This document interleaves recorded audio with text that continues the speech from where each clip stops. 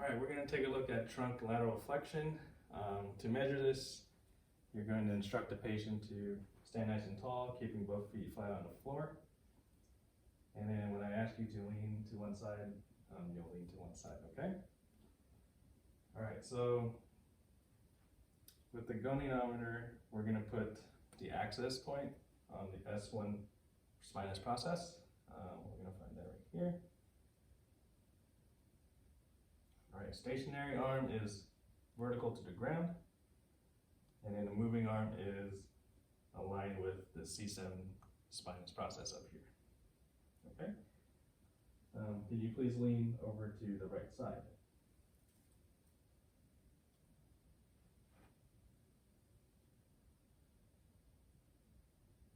Okay, you can take a break. All right, this reading is showing we started at 180 and now it's pointing up at 162. So that's a measurement of 22 degrees.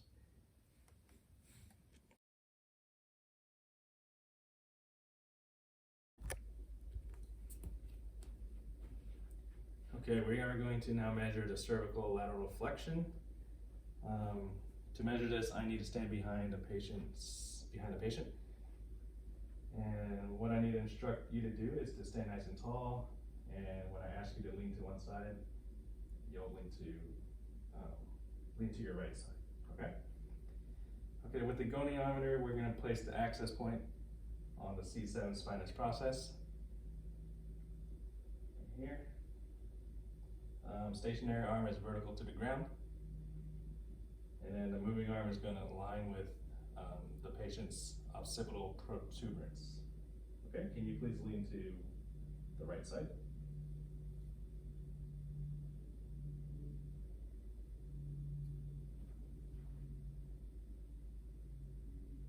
Okay, you can relax. The measurement for this is showing a 34 degree reading. Okay.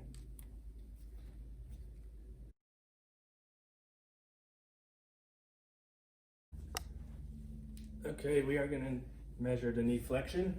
To do this, I need to be on the side of the patient, and I'm going to instruct the patient to lift her knee up to her chest while relaxing the foot.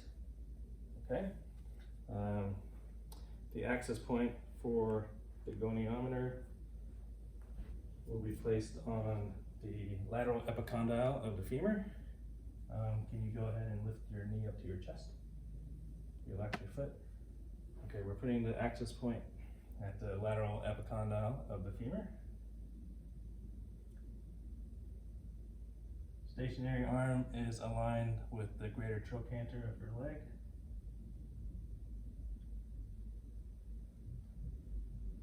And the moving arm is aligned with the lateral malleolus of her ankle.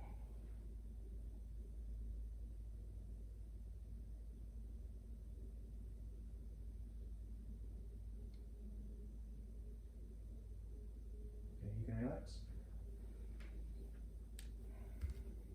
Okay, I have a measurement here of 141 degrees.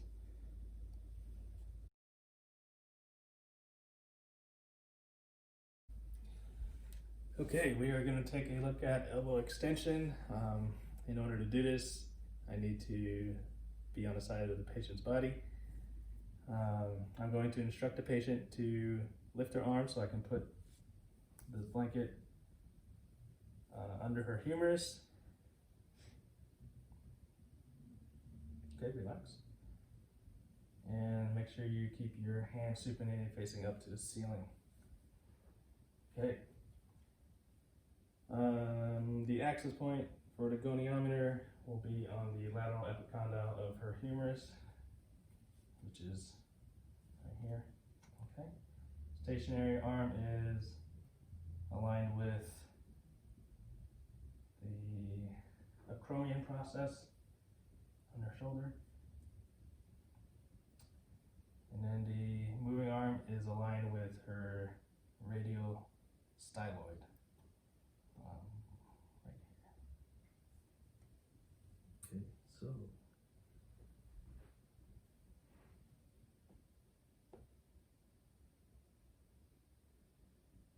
All right, you can relax.